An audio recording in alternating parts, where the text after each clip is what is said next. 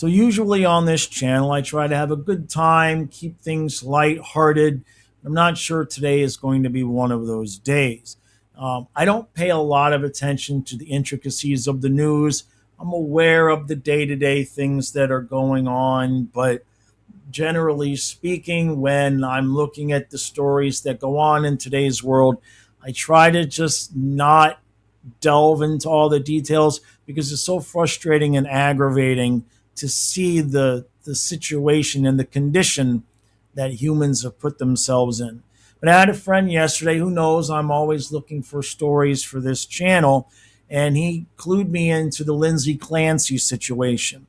Now, I had heard about it in a very vague sense about the mother who had gotten rid of her kids, but I didn't really delve too much into the details because my brain just only can tolerate so much.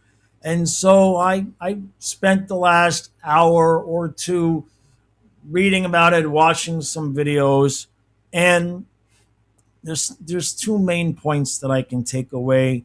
And the first one is, while I don't want to overstate the position, but that almost kind of could have been me.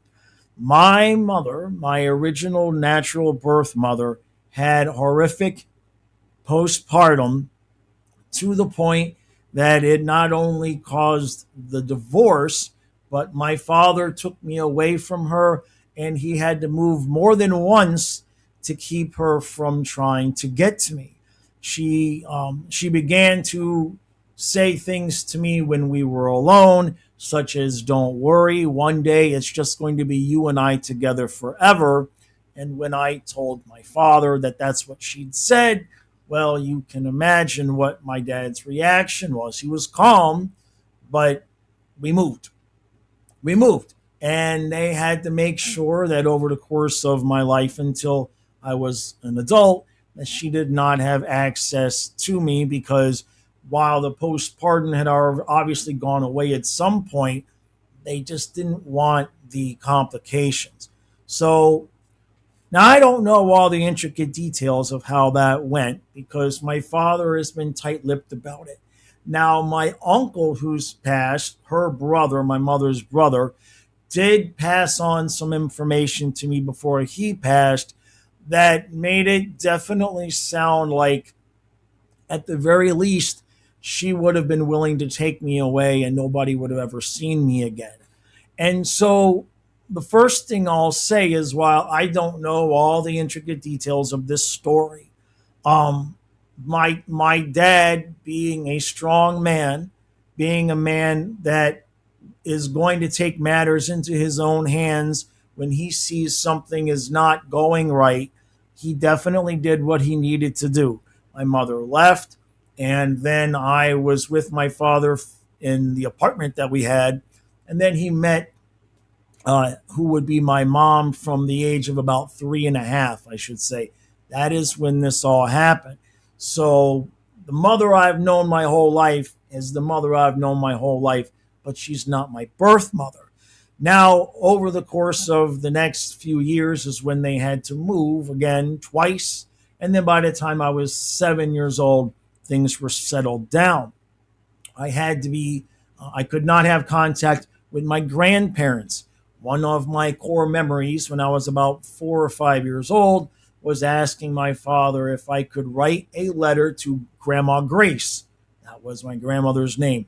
I asked if I could write a letter to Grandma Grace, and he said no, because we cannot allow your mother to know where we live.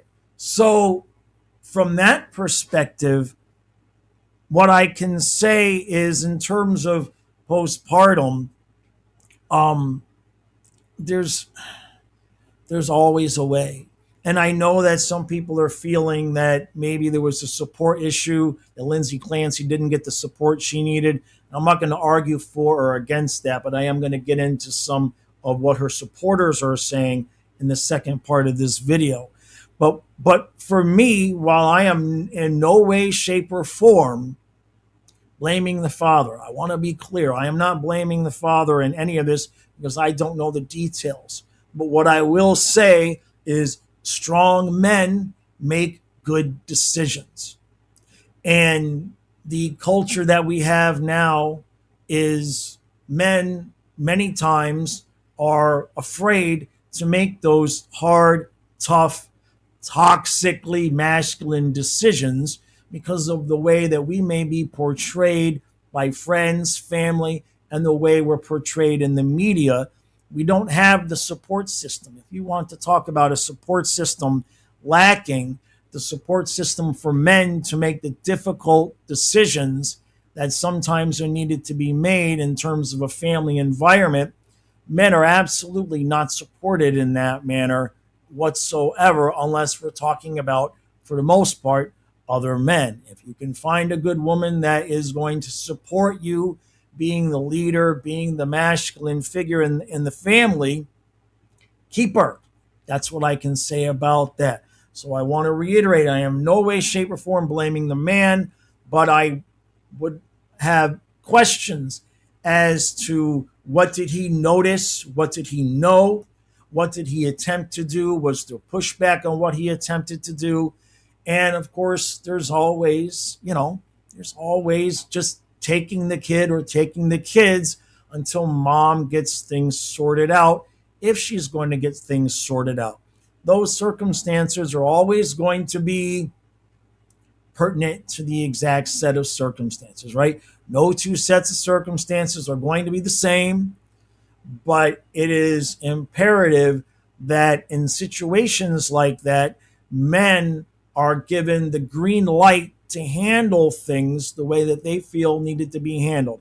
My dad said, nope, that's it. I'm taking him, and that's all there is to it. And that turned out to be the correct and safe decision.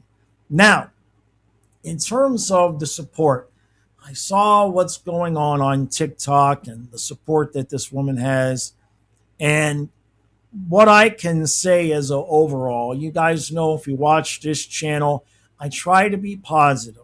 I'm not a quitter. I'm a really bad quitter. You guys who watched the hockey channel all these years know that I'm a bad quitter. So I'm not inferring that any of us should give up. I'm not saying that. But we are at a crossroads. Humanity is absolutely at a crossroads where we see the juxtaposition between the old culture and the new one. And you can count the internet and social media and AI and feminism and the anti-male white narrative. You can take all of that and put it into one basket. The system that we have created for ourselves as humans is failing. And generally speaking, that's usually when you might see, I'm not advocating for violence, but at some point there will need to be a violent change. Maybe not necessarily hand to hand or physical combat. I'm not talking about civil war or something like that. But when systems change, the results are chaotic. They can be violent. Something that's more along the lines of what I'm suggesting. Because the current set of circumstances cannot continue for very much longer. The things that we see on a daily basis already, just aside from this subject, the world has gone mad. And I'm not going to sit here and say it's only this group, that group, this group, but whatever group that you would want to choose to say needs improvement, you can find evidence online anywhere. We all know how the algorithm works. If you watch one body cam video, they're going to show you 1,000.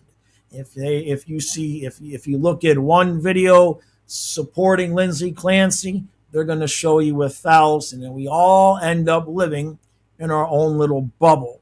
The problem is when you get to the point we are at now, reality is dimming. The difference between what's real and not real, the lines are not just being blurred, they're being erased. You have any manner of people. You have so many different groups of people living in different alternate parallel realities. And I'm not saying that necessarily in a spiritual manner, although some of this definitely is a spiritual battle. But I'm talking about people that just live in their internet bubbles that have no idea what the other groups are going through or what the other groups believe. And it goes all the way. I was just talking to somebody about extremes in politics. And I was mentioning how a couple of days after the election in 2016, I had a man come to fix the cable.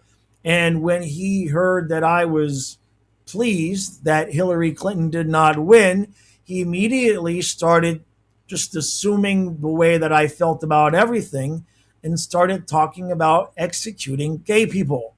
That's a true story. And so everybody is just living in their own little self serving bubble. All of us. The things that I believe may not be the same as what you believe, what they believe next door. But the problem is now is that the power that we are given through the internet to change other people's minds and to influence things like elections and public policy and your local government. The power that we all have as individuals to put out a video or to put out a post was never meant to be in the hands of everybody. When everybody's a king, no one will be. When everybody has their say, where are we? Where are we? There's no agreement. I cannot see a world where we could ever agree as a society on much of anything once you take a look at some of the perspectives that women mainly are showing towards Lindsay Clancy. Now, if somebody wants to have the idea that she should be not guilty for reason of insanity because of postpartum psychosis, while I disagree, I can at least see the I can see how someone would get there. I can see how for somebody they may feel that's logical. There have been plenty of people throughout time who have been found now not guilty for a reason of insanity. I'm not talking about that. I'm talking about girls that are using astrology, that are saying the husband did this. They're saying all manner of just absolutely insane things. And the reason they're saying these things is not simply because they're allowed. It's not just that there's a platform named TikTok for them to say these things, but it is the attention. It is the dopamine hit of the attention. It is the dopamine that, for the most part, all of us have become addicted to, including those who suffer from things like postpartum depression and psychosis or general depression. It's gotten so much worse because we're able to give ourselves a dopamine hit almost anytime we want by going on social media. And when you need more and more and more, the things you're going to say, the things you're going to do, the activities you're going to take part in on the internet are going to get more and more extreme. And we've already seen that over the last several years with streamers just having, going out in the public and annoying people for likes and clicks. And now we've gotten all the way to the point that it just doesn't matter how obviously evil something is, there will be a subsection of people to support it simply so that they can feel in their little bubble like they're supported, that they are appreciated, and that they're heard. And unfortunately, the longer that this goes on, the worse it gets because the relationships that we have with people in real life, it is extremely difficult to find someone that you connect with on that level, or certainly connect with on the majority of things. But when you go on the internet, all you could say the craziest thing you want. You're going to find people that agree with you. Like I said, the cable guy that was doing repairs in my house assumed that I agreed with his stance on executing gay people simply because we voted for the same candidate. That's the level of insanity we're dealing with. And it stretches across all manners, all the way to the left, all the way to the right. And the poor people in the middle, well, we don't stand a chance. If you have some ideas from one group and some ideas for another, there's no ambiguity allowed anymore. We're not allowed to be our own individual people without being lumped in with one good group or one bad group, and that's really it.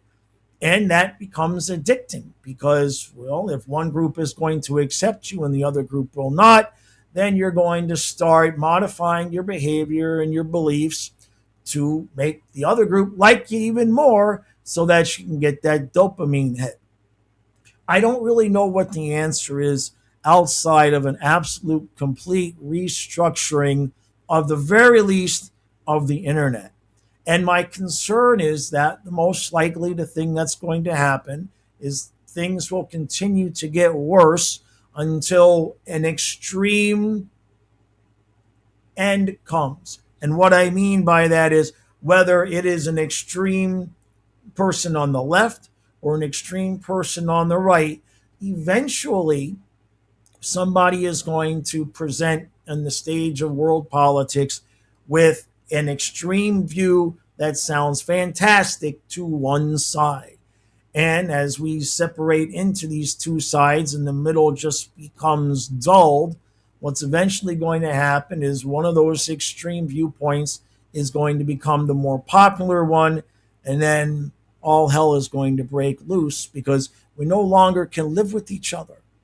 I do not I do not understand how, as a nation or even a world, but as a country, the United States, I do not understand how we could even have hope of coexisting when there are people that are claiming that astrology had something to do with what this woman did. I don't even understand how we can have a hope, a modicum of hope, that we would all be able to get along together and coexist when you're also dealing with the extremes of the things that you will see, especially on TikTok. And the most dangerous part is we're all going to likely get to the point where we really don't see any hope. Any hope that as a functioning society that we can coexist together, that we can come to some sort of agreement of how society should be, the things that are okay to do, the things that are not okay to do. It's all blurred. It's all been put into a blender, and nobody wants to be the one to stand up and say, okay, my side is right, but my side also is wrong in these things. It's not going to happen. And due to the extreme nature of the internet, the only thing that's going to happen is going to continue to spiral out of control until something comes along that takes control.